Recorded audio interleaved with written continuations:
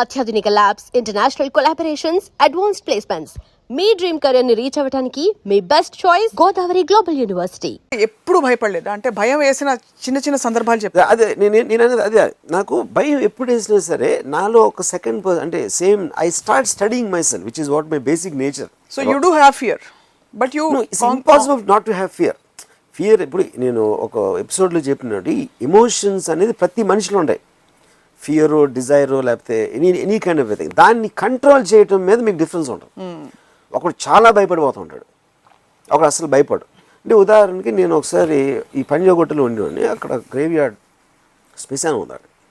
నేను దెయ్యాలు లేవు ఏదో అలాంటి ఆర్గ్యుమెంట్ చేస్తే నా ఫ్రెండ్స్ నన్ను ఛాలెంజ్ చేసి ఆ శ్మశానంలోకి వెళ్ళమన్నారు రాత్రి.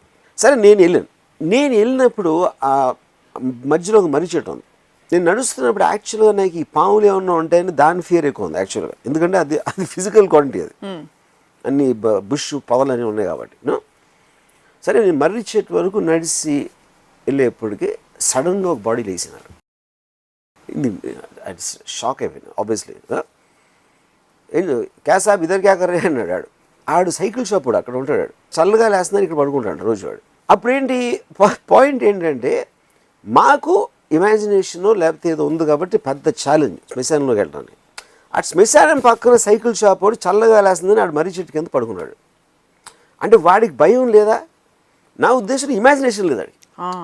ఇమాజినేషన్ లేదన్నప్పుడు మీకు ఇప్పుడు ఎందుకంటే ఇప్పుడు ఒక యానిమల్ ఉందనుకోండి, ఒక కుక్క ఉంది, అది ఏదో సౌండ్ వచ్చినప్పుడు ఉలికి పడుతుంది, అంతేకాని కంటిన్యూస్గా భయపడదు. దానికి ఇమాజినేషన్ లేదు కాబట్టి. సో చాలా మంది మనుషులు అందుకని భయపడరండి, because they don't have imagination. మీకు ఎంత ఎక్కువ ఇంటెలిజెన్స్ ఇమాజినేషన్ ఉందో కరస్పాండింగ్ ఫియర్ కూడా అంత ఎక్కువ ఉంటుంది. సో మీకు కూడా అంత ఫియర్ పొటెన్షియల్ ఉందంటారు, లేకపోతే ఇంటెలిజెన్స్ లేదంటారు? లేకపోతే నేను హారర్ సినిమా తీయలేను కదా. Only because of my understanding of fear I can make horror films. So beyond in fact ice cream 1 చూసినప్పుడు కూడా చాలాసేపు అమ్మాయి అద్దంలో చూసుకుంటూ ఉంటుంది, మన వెనకాల అద్దం నుంచి ఏదో ఒకటి వస్తుంది జీవి ఎక్స్పెక్ట్ చేస్తుంటా, ఏమి రాదు. You have played on the psychological aspect of people's ability to have imagination. వెనకాల నుంచి చేయి వస్తుందా? సైకలాజికల్ ఫియర్ కి హారర్ కి మెయిన్ డిఫరెన్స్ ఏంటంటే, ఇప్పుడు హారర్ అనేది డోంట్ లుక్ టర్న్ అంటే పక్క చూస్తారు. భయం అనేది because it's like I said it's in the mind.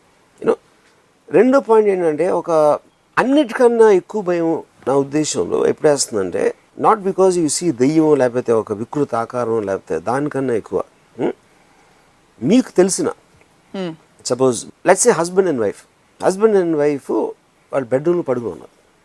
వాళ్ళు ఎన్నో ఏళ్ళ నుంచి కాపురం చేస్తున్నారు. హస్బెండ్ రాత్రి 2:30కి ఎందుకు సడన్గా మెలకు వచ్చి కళ్ళు తెరిస్తే లైట్స్ వేసి ఉన్నాయి. ఎంతైనా టైం మీద రాత్రి 2:30 అయింది. ఇలా చూస్తే బెడ్రూమ్ తలుపు తీసుంది, హాల్లో కూడా లైట్లు వేసి ఉన్నాయి. ఇదేంటని పిలిచాడు వైఫ్ని. తను పలకలేదు. ఏంటని లేచి హాల్లోకి వచ్చాడు. హాల్లోకి వస్తే అక్కడ నేల మీద ఇలాగ బాసిం పట్టేసుకుని కూర్చున్నాను చూస్తాను. That will scare you the most. ఎందుకంటే that is what I define as the unknown quantity of the known person, which is more scary than unknown. ఎందుకంటే ఎవరి దగ్గర నుంచి మీరు ఎక్స్పెక్ట్ చేయట్లేదు. అందుకని ఎప్పుడు అమ్మాయిని మీరు దెయ్యంగా చూస్తారు, చిన్నపిల్లల్ని దెయ్యంగా చూస్తారు. ఎందుకంటే they are weaker by nature. వాళ్ళ దగ్గర నుంచి వస్తుంటే మీకు ఫియర్ ఫ్యాక్టర్ చాలా బలిష్టమైన దెయ్యమే వచ్చాడు అనుకోండి. ఆడ ఎనీవేళ బలిష్టం ఉంది కానీ ఆడ ఫిజికల్ థ్రెట్ ఉంది వాడి నుంచి. మనకి ఒక టెర్రరిస్ట్ దెయ్యం అయితే మనం దానికి పెద్ద డిఫరెన్స్ రాదు. గ్యాంగ్స్టర్ దెయ్యం అయితే డిఫరెన్స్ రాదు. మామూలు మనిషి మనం ఎక్స్పెక్ట్ చేయనోడు సూపర్ న్యాచురల్ ఎలిమెంట్లు వస్తే మనకి విపరీతంగా భయం వేస్తుంది. ఇప్పుడు సపోజ్ ఒక చిన్న పాపని మీరు ఆడిస్తాను అనుకోండి. ఆడిస్తూ ఉంటే ఆ పాప ఏదో దాన్ని సౌండ్ చేస్తూ ఉంటుంది, ఏదో ఏడుపులో ఇలాంటి. సడన్గా సౌండ్ ఆపేసి మీ వంక ఇలా చూసింది అనుకోండి, అంటే అలాంటి ఎక్స్ప్రెషన్ మన అసలు చైల్డ్లో ఎప్పుడు ఇమాజిన్ చేయం, వణుకు వచ్చేస్తుంది. Especially because of the smallness of the child. అదే అడల్ట్ చేస్తే మీకు అనిపించదు. So that is what I mean. What you take for granted behaving in a manner which you never expected, అది మ్యాక్సిమం. లేకపోతే the unknown quantity of the known person. ఎందుకంటే 15 ఏళ్ళ నుంచి మీకు తెలుసు, అతను మీకు తెలుసు అనుకుంటున్నారు. సడన్గా తను చేసిన ఒక పని మీరు ఎప్పుడు చూడలేదు అంతవరకు. అక్కడ అసలు అంటే which means It is destroying every foundation of the whole relationship in one gesture. ఇది fear of unknown and fear in conventional Unknown, yeah, correct. First of all మీకు ప్యారిస్ బ్లాస్ట్ తర్వాత మీ టోన్ ఆఫ్ ట్వీట్స్ వింటే, correct me if I'm wrong, అసలు కంప్లీట్గా impersonal and అన్ఎమోషనల్గా అనిపించింది. నాకు ఎక్కడ చిరాకేస్తుందంటే ఒక గ్రూప్ ఆఫ్ టెర్రరిస్టు చాలామందిని షూట్ చేసి చంపేశారు. వాళ్ళు ఏం చెప్తున్నారు, అల్లా మొలానా చేస్తున్నాం అని చెప్తున్నారు, అల్లాహు అక్బర్ అని అంటే వాళ్ళ ఉద్దేశంలో వాళ్ళు ఒక రైటు దేవుడి తరపు నుంచి మాట్లాడుతున్నారు. I'm not an expert on Quran, I don't know anything about Islam. నా ప్రాబ్లం ఎవరితో అంటే, ఎవరైతే ఈ సెలబ్రిటీసు మన పొలిటికల్ లీడర్స్ అనుకుంటామో our prayers are with the victims అంటారు. ఏంటి, ఒకేపు నుంచి చంపేవాళ్ళేమో దేవుడి పేరు చెప్తున్నారు, ఎవరైతే విక్టిమ్స్ సైడ్ తీసుకుంటున్నారో వాళ్ళు దేవుడి గురించి మాట్లాడుతున్నారు. సో ఫండమెంటల్ క్వశ్చన్ నాకు వచ్చింది, ఇప్పుడు ఇది దేవుడికి సంబంధించింది అయితే వేరే వేరే దేవుళ్ళ మధ్యన డిఫరెన్సెస్ మూలన అది ఇక్కడికి వస్తుందా? అలాంటప్పుడు అమెరికా వెళ్ళి సిరియాతో మాట్లాడి, మన రష్యా వెళ్ళి సిరియాతో మాట్లాడి, అమెరికా వెళ్ళి ఇంకెవరితో మాట్లాడి, ఇరాన్ ఏదో చెప్పి, ఇంతమంది కంట్రీస్ అది ఒకళ్ళకొకళ్ళు మాట్లాడి హెల్ప్ చేసుకుని ఎలా దీన్ని నిర్మూలిద్దామనే ఆలోచన ఉన్నప్పుడు దేవుళ్ళు కూడా మాట్లాడతారా అనేది ఆబ్వియస్ ఇట్స్ సర్కాస్టిక్ రిమార్క్. అది క్వశ్చన్ చేయరు ఏంటి అనేది నా పాయింట్ అక్కడ. అంటే అదే నిజంగా is it so relevant at that point? 100% it is relevant because both of them are becoming blind. ఒకేపు నుంచి వాళ్ళు దేవుడి పేరు చెప్పి చంపుతూ ఉంటే అదే దేవుడిని ఇళ్ళు వేడుకుంటే అప్పుడు మీరు దేవుని డిఫరెన్స్ ఉందా లేదా అని చెప్పమని అర్థం. అది మీరు మన నమ్మే దేవుడు. ఎందుకంటే ముస్లిమ్స్ కూడా అంటున్నారు, అది ఇటు హిందూస్ కాదు క్రిస్టియన్స్ కాదు, ఈవెన్ ముస్లిం లీడర్స్ కూడా our prayers are with them అంటున్నారు. So coming back to the issue of terrorism, ఇప్పుడు టెర్రరిజం అనేది మీరు ఒక పొలిటికల్ గెయిన్, ఒక ఐడియాలజికల్ గెయిన్ కోసం మీరు ఎక్స్ట్రీమ్ వైలెన్స్ని యూజ్ చేయటం అనేది ఒక primary definition, simplistic definition of terrorism అనేది. అది దాంట్లో అంటే ఒక సుపీరియర్ పవర్ ఉంది, ఒక పెద్ద దేశం ఉంటే దాని దగ్గర మిలిటరీ ఉంటుంది, మిలిటరీ తోటి అటాక్ చేస్తుంది వచ్చి. ఒక అండర్ డాగ్ అనే దానికి ఆర్మీ లేదు కాబట్టి వాళ్ళు దొంగతనంగా వెళ్ళి బాంబు పేల్చో లేకపోతే ఏదో చేసి సర్ప్రైజ్ అటాక్, అంటే ఒక కన్వెన్షనల్ వార్ చేయకుండా వైలెన్స్ యూజ్ చేసి ఒక కంట్రీని ఇంటిమిడేట్ చేయడానికి ట్రై చేయటం అనేది ఒక ఎస్టాబ్లిష్మెంట్ని కానీ, ఒక సొసైటీని కానీ, ఒక గవర్నమెంట్ని కుదిపేసే ప్రయత్నం చేయటం అనేది టెర్రరిజం. ఇంట్రెస్టింగ్గా ఫస్ట్ టెర్రరిస్టు నా ఉద్దేశంలో, అంటే నేను విన్నది, ఎవరు టెర్రరిస్ట్ అంటే మనం ఎవరు అతను టెర్రరిస్ట్ అనుకోవాలి ఇంతవరకు, కానీ ఫస్ట్ టెర్రరిస్ట్ ఎవడంటే రాబిన్ హుడ్. ఎందుకు మన చిన్నప్పుడు ఏం చదివాం, గొప్పవాళ్ళని చంపి బేదోళ్ళకి ఇచ్చాడు రాబిన్ హుడ్ అని హీరోగా చూపిస్తున్నాం. Kill the rich and gave it to the pour, అది రాబిన్ హుడ్ డెఫినేషన్ అన్నమాట. కానీ రాబిన్ హుడ్ టెర్రరిస్ట్ ఎందుకు అనుకోలేదు మనం, ఎందుకంటే మన మైండ్ సెట్ అలా ఉంది అప్పుడు. ఎందుకంటే we're hating anybody who superior. Inferior అనేవాడిని తొక్కేసి వాడు ఉన్నాడు, వాడు బెటర్ లైఫ్ స్టైల్ ఉంది కాబట్టి వాడిని చంపేసి ఇన్ఫీరియర్కి ఇచ్చేస్తే వాడు హీరో. అలాంటప్పుడు ఎవరు వీళ్ళు అమెరికా మీద దాడులు చేసి, that is exactly what I'm saying. కాబట్టి అవుతున్నారు కదా వాళ్ళ మైండ్లో అది. ఇప్పుడు అమెరికాలో 9/11 అటాక్ అయినప్పుడు చాలామంది కంట్రీస్ గంతులే సెలబ్రేట్ చేసుకున్నాయి, హూఎవర్ డజంట్ లైక్ అమెరికా. ఎందుకు వాళ్ళు మార్టర్ అయిపోయారు. ఉసామా బిన్ లాదెన్ ఎందుకు పడేస్తారు water, they don't want him to become a martyr. ఎందుకంటే ఒక సెక్ట్ ఆఫ్ పీపుల్కి ఆడ రిబెల్ లీడర్. ఇప్పుడు చే గవరా ఉండొచ్చు, లేకపోతే anybody who's rebelling against Bhagat Singh is a terrorist. అక్కడ బ్రిటిష్ పర్స్పెక్టివ్. ఒక్కసారి just going back in to the recent decision, although it's a general discussion we're having.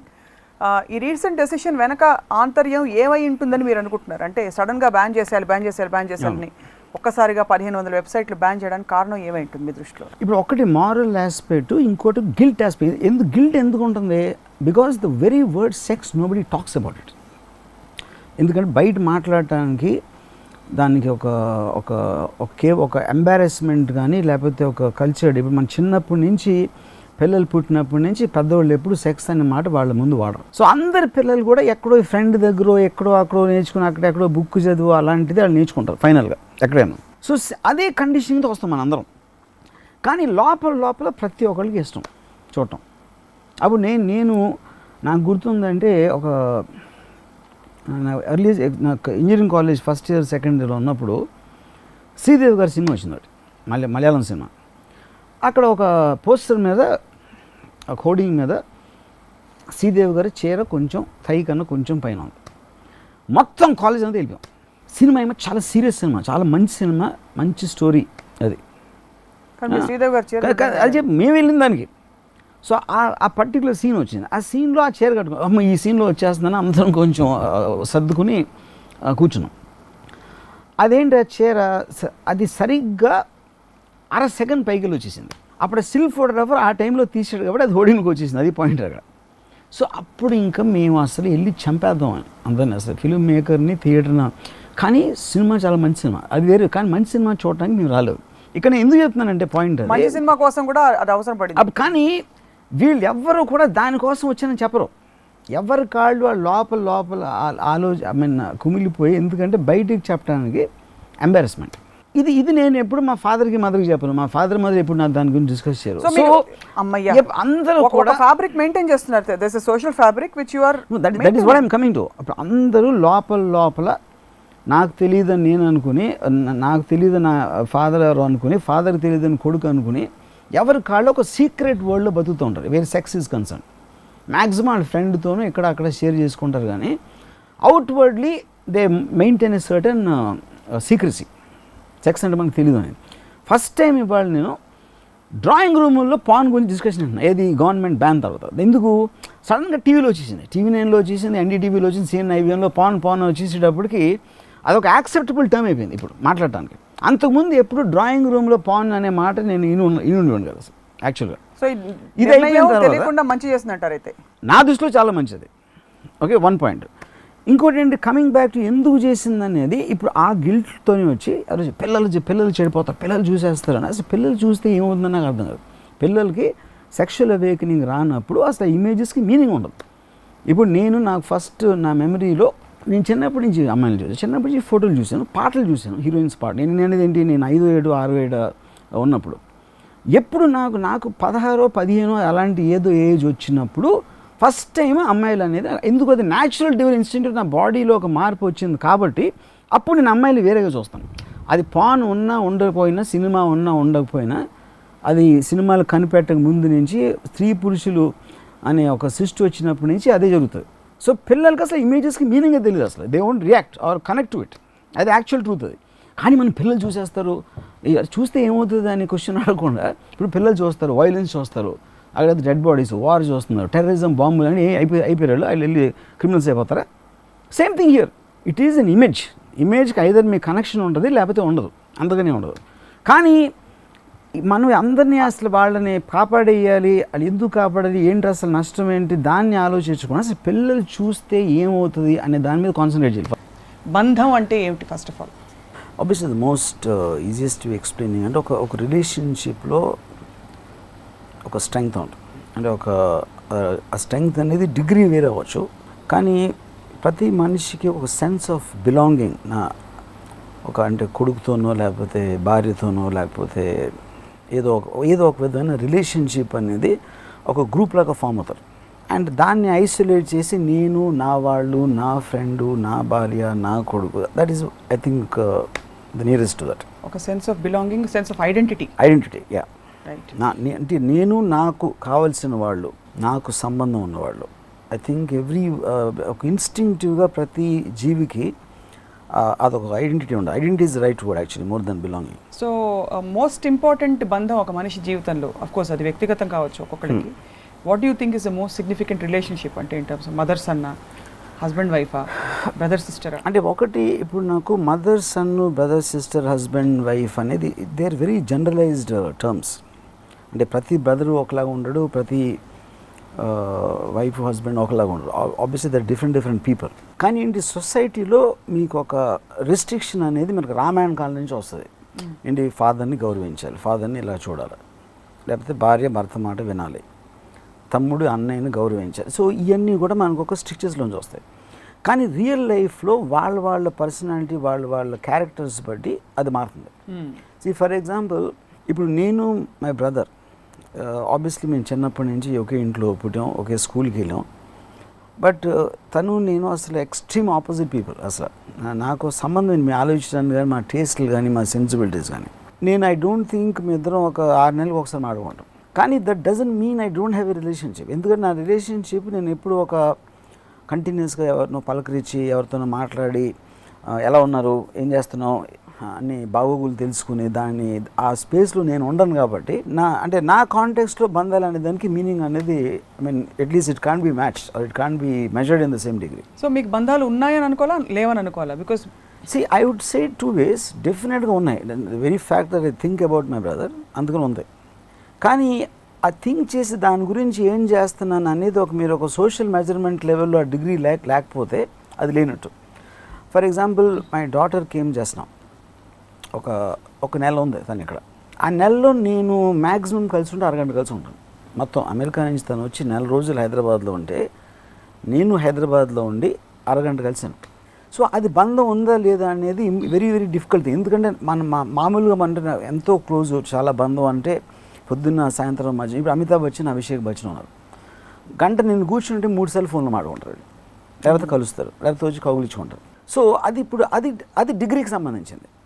కానీ నేను కేవలం అరగంట కలిసాను నెలలో అని అంటే దాని వలన నాకు బంధం ఉందా లేదా అనేది నాకు ఆ థాట్లో ఉంది బంధం. అంతేకాని నాకు ఫిజికల్ ప్రెజెన్స్ అనేది నాకు మీ దృష్టిలో ఉంది. నా దృష్టిలో ఉన్నది మీ దృష్టిలో ఉన్న బంధం ఒకటా కాదా అనేది ఇట్స్ ఇంపాసిబుల్. ఎందుకంటే అది వేరియంట్, అది దానికి ఒక టాంజిబుల్ ఫిజికల్ స్పేస్ లేదు కాబట్టి అందుకని మీకు మెజర్మెంట్లో తేడా వస్తుంది. ఆకర్షణ అంటే ఏమిటి? రామ్ గోపాల్ వర్మ గారి ఆకర్షణ ఏమిటి? రామ్ గోపాల్ వర్మ గారి ఆకర్షణ కదా, రామ్ గోపాల్ వర్మ గారి ఏం ఆకర్షణీయంగా ఉంటుంది అదా మీ క్వశ్చన్? రామ్ గోపాల్ వర్మ గారి ఆకర్షణ చాలాగా అది నేను చెప్పలేనుగా, మేము చెప్పుకుంటానులేండి. కానీ బట్ మీరు ఆకర్షణ is a very powerful word. Extremely. In fact ఆకర్షణ ఐ ఫీల్ ఆల్మోస్ట్ ఒక motivation, I mean of any kind of thing. ఒకరిని ఆకర్షిస్తుందంటే ఒక ఎలిమెంటు మీ అటెన్షన్, అంటే మీ అటెన్షన్ని డ్రా చేసినప్పుడు ఆటోమేటిక్గా attention by definition itself మీ మైండ్లోకి ఆవహిస్తున్న ఆస్పెక్ట్ అది. ఏదైతే మీ మైండ్ని టేక్ ఓవర్ చేసినా మీ మైండ్ని రన్ చేస్తుంది. So which is the reason I think ఆకర్షణ is a very strong and powerful emotion in every which way. But ఆకర్షణ మంచిది కాదు, మళ్ళీ దీనికి యాంటిథీసిస్. ఏదేది మనకి ఆనందం ఇస్తుందో అది మంచిది కాదంటారు పెద్దలు, అందుకనే వాళ్ళు బుద్ధి లేని వాళ్ళు అని నా ఉద్దేశం. ఓకే, సో ఆకర్షణ ఆనందం ఇస్తుంది కాబట్టి ఏదేది మనకి ఆనందం ఇస్తుందో అది వద్దంటారు వాళ్ళకి, ఇంకేం పని పాట లేదు. Okay, done. ప్రపంచంలో మీరు ఒక పెద్ద ఎయిర్పోర్ట్లో నడుస్తున్నారు, 100 మంది ఉండొచ్చు అక్కడ, కానీ ఒకళ్ళనో ఇద్దరినో ఎక్కువగా తీక్షణంగా చూస్తారు, are you connect with them చూడగానే సెకండ్ లుక్. దానికి మూల కారణం ఏంటంటారు? Actually there can be many things. ఆకర్షణ అనేది నాకు తెలిసి ఒక మనుషులు అవ్వచ్చు, లేకపోతే ప్రదేశాలు అవ్వచ్చు, లేకపోతే ఒక ఆర్ట్ అవ్వచ్చు, లేకపోతే ఒక సౌండ్ అవ్వచ్చు, ఒక పీస్ ఆఫ్ మ్యూజిక్ అవ్వచ్చు, లేకపోతే మీరు ఒక పర్టికులర్ చాట్ పెడితే ఒక 10 మందికి 10 డిఫరెంట్ థింగ్స్కి ఆకర్షితులు అవుతారు. నేను సినిమాలో ఎప్పుడు ఒక పాయింట్ ఆఫ్ ఇంట్రెస్ట్ అనేది నేను ఒకటి పాటిస్తాను. పాయింట్ ఆఫ్ ఇంట్రెస్ట్ అంటే ఫ్రేమ్ పెట్టినప్పుడు కెమెరామ్యాన్ మొత్తం ఫ్రేమ్ చూస్తాడు, బ్యాక్గ్రౌండ్లో ఏముంది, ఇక్కడ ఏముంది, అక్కడ ఏముంది, ఎవరో ఏదో చూడవచ్చు. నేను ఆడియన్స్ అయితే ఈ పర్టికులర్ ఫ్రేమ్లో ఎడిట్లో వస్తున్నప్పుడు ఎక్కడ చూస్తాను అనేది నా మైండ్లో ఉండి దాన్ని బట్టి నా స్పీడ్కి ఒక మెయిన్ రీజన్ అది. యాక్చువల్గా చాలామంది ఏంటంటే ఆ పాయింట్ ఆఫ్ ఇంట్రెస్ట్ అనేది వాళ్ళకి అవగాహన ఉండదు కాబట్టి రకరకాల యాంగిల్స్లో తీసేసి ఏం చేయాలో తెలియక ఆ టైం అంతా ఇదైపోతుంది. But if you know this is ఇక్కడ చూస్తారు ఆడియన్స్ ఈ టైంలో, అది కాన్సన్ట్రేట్ చేసి మిగతాది కొంచెం లైట్గా తీసుకోవాలి. అది నేను ఫాలో అవుతున్నాను, which is what I'm calling point of interest, which is also attraction. దేనికి అట్రాక్ట్ అవుతారు పర్టికులర్ మూమెంట్లో, అదొకటే నేను చూస్తాను. సో ఫర్ ఎగ్జాంపుల్ అది సినిమా అవ్వచ్చు, లేకపోతే మీరు ఒక మీటింగ్కి వెళ్ళి ఉండొచ్చు, లేకపోతే ఎక్కడో ఒక రోడ్ మీద నడుస్తూ ఉండొచ్చు, లేకపోతే ఎనీ ప్లేస్లో మీరు ఉంటారు. ఏం ఆకర్షిస్తుంది మీకు అక్కడ? ఆకర్షించడానికి అక్కడ ఉన్న సబ్జెక్ట్ మ్యాటరే ఆకర్షించాల్సిన అవసరం లేదు, అసలు మనకు సంబంధం అనేది ఆకర్షిస్తుంది. ఒక్కొక్కసారి మనకు ఏమాత్రం దాని గురించి దానికోసం మనం రాలేదు, అది మన మైండ్లో లేదు ఆ పర్టికులర్ టైంలో. అన్ఎక్స్పెక్టెడ్గా something will catch your I. And what is that? That can me any, అంటే ఫర్ ఎగ్జాంపుల్ ఒక చిన్న ఎగ్జాంపుల్ చెప్తాను.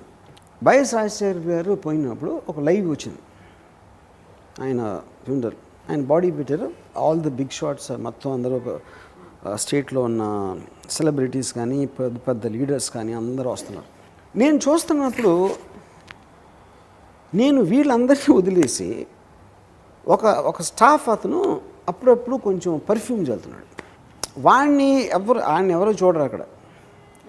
నేను వాడికి అట్రాక్ట్ అయ్యాను. ఆడి బాడీ లాంగ్వేజ్ అంటే ఆడు ఒక రాజశేఖర రెడ్డి గారు అంత గొప్ప ఆయన్ని ఇంతంత పెద్దవాళ్ళు వస్తున్నప్పుడు నేను కూడా అదే పోడియం మీద ఉండి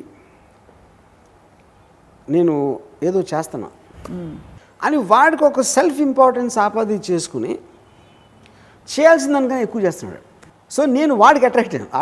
నన్ను ఆకర్షించింది ఎవరంటే ఈ పెద్ద పెద్ద లీడర్స్ సెలబ్రిటీస్ని వదిలేసి వాడి బాడీ లాంగ్వేజ్ వస్తున్నాను నేను. అది నాకు తెలిసి ఎవడో చూసి ఉండడు, maybe I'm saying you know. So అది ఎవడ అసలు ఆలోచించాడు అలాంటి దానికి ఎవడన్నా అట్రాక్ట్ అవుతున్నాడు. ఎందుకంటే నన్ను చూసిన కొద్దీ నాకు ఆడి హీరో అయిపోయాడు పర్టికులర్ టైంలో. ఎందుకంటే ఇదంతా expected. YS Jagan obviously father పోయారు అని సాడ్గా ఉన్నట్టు అందరూ వచ్చి అది చూస్తాను, అది అందరూ వస్తారని తెలిసిన. ఇది అన్ఎక్స్పెక్టెడ్ థింగ్ నాకు.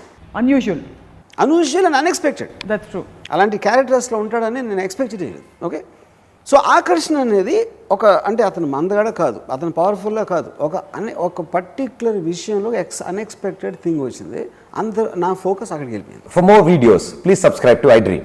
Hi, this is Sai Kripa, Strength Coach. For more videos, please subscribe to iDream. And more videos, please subscribe to iDream Media. Hi, I'm Sirisha Reddy, fashion designer. Please subscribe to iDream Media. For more videos, please subscribe iDream Media. Please do subscribe to iDream. Hello అందరికీ నమస్కారం, నేను మీ Getup Srinu. Please subscribe to iDream Media.